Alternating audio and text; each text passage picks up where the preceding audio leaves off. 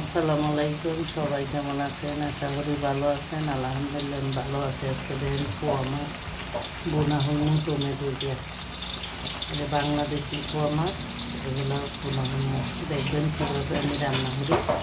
এইদিকে এই যে রান্না হইতেছে পুঁই শাক চিংড়ি মাছ। এই জন্য পাতিলের মধ্যে তেল দিয়ে দিচ্ছি, পেঁয়াজটা একটু বাজাও। আমি পেঁয়াজ একটু বেশি দিচ্ছি, মাছ বোনার মধ্যে একটু পেঁয়াজ বেশি লাগে, এর লেগে একটু পেঁয়াজ বেশি দিলাম। এখন আমি লবণ দিয়ে দিই পেঁয়াজের মধ্যে, একটু লবণ দিয়ে দিতেছি পেঁয়াজ বাজার মধ্যে।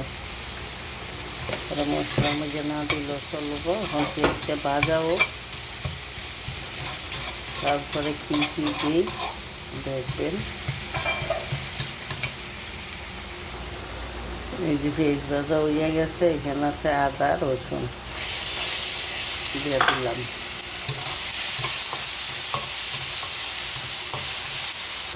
এই যে কাঁচামরিচ দিয়ে দিলাম, টমেটো দিয়ে দিই, কারণ টমেটোটা করলে গেলে ভালো তরকারি একটু ঘন ঘন হইব, টকটাও বাইরে হইব। এখন আমি হলুদ মরিচ যা যা লাগে এগুলো দিই।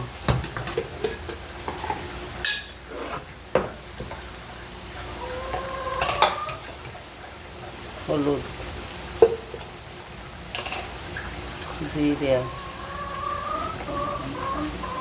ধনিয়া,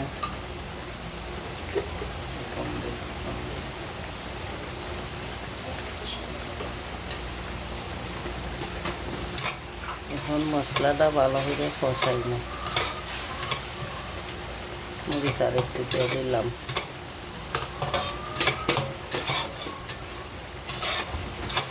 ভালো করে কষাই এলো, কষানোর পরে মাছ দিমু, ঝোল দিমু। এদিকে আবার এই যে হুইসা হইয়ে গেছে গিয়ে দেখেন হুইসাকে পাতাকে সুন্দর করে সবুজ রয়েছে। আমার ডাক নাই দিয়ে হুইসাকে রান্ধি না। এই যে দেখুন মশলা কষানো হইতেছে, আমি কিছুক্ষণ পর পরে একটু পানি দিই, 2-3 বার পানি দিই, দিয়ে খেয়ে মশলা কষাই। মশলা যত ভালো কষাই লইব তত তরকারি মজা হইব। না তো মশলার হাঁচা হাঁচা গন্ধ থাকলে তরকারি খাইতে ভালো লাগে না। আপনারা তো আমার ভিডিও দেখে নিন, প্রথম থেকে শেষ পর্যন্ত না দেখলে তো আর কিছু বুঝবেন না। প্রথম থেকে শেষ পর্যন্ত দেখবেন, তাহলে বুঝতে পারবেন যে আমি কী কী দিই, কীভাবে রান্না করি। এখন আরেকটু পানি দিব, আরেকবার কষাই নেব।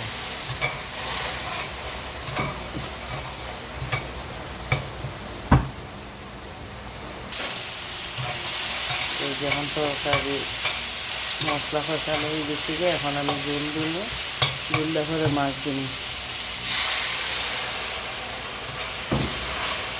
ঝোল একটু কমই দিব, যেহেতু আমি বোনা হরম। এই যে দেখুন মাছ দেওয়া শেষ,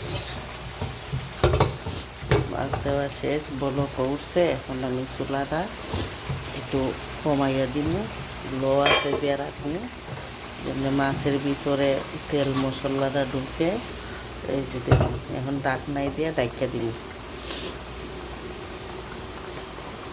এই যে দেখুন তরকারি হইতেছে, এখন চুলার একটু কমাইমু, চুলাটা ডিম হইলে ঢাকনাইতে কিছু সময় ঢাকা রাখবো। আর ডিম জালে তরকারি রাখলে তরকারির টেস্ট ভালো হয়।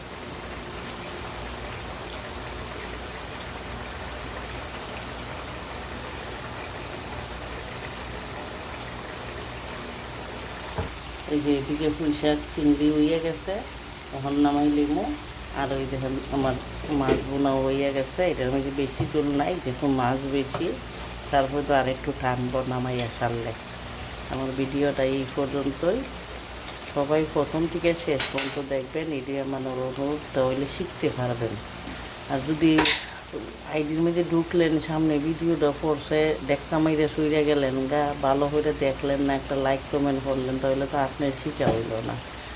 আপনারা যারা পারেন না তাদের জন্য আমি প্রথম থেকে ভিডিও করা শুরু করি, ফুল ভিডিও আমি আপনারা দেখাই। তো পারতাম ভিউ বাড়ানোর জন্য হইলে তো আমি খাইতে খাইতে ভিডিও বানাইতে পারতাম, খালি তরকারি দেখাইতে পারতাম, রান্না শেষ দেখাই নিতে পারতাম। আমার উদ্দেশ্য হচ্ছে যারা যারা পারেন না রান্না বাড়া, এইরকমভাবে আমার ভিডিও প্রথম থেকে শেষ পর্যন্ত দেখবেন, দেখতে চাইলে লাইক কমেন্ট যাই করেন করবেন। আর আমার ফেসবুক ইউটিউব চ্যানেলটা ঘুরে আসবেন, সবার কাছে আমার অনুরোধ। আমার ইউটিউব চ্যানেলের নাম হয়েছে জ্যোৎস্না মিডিয়া। তো সবাই ভালো থাকবেন, সুস্থ থাকবেন, আল্লাহ হাফেজ।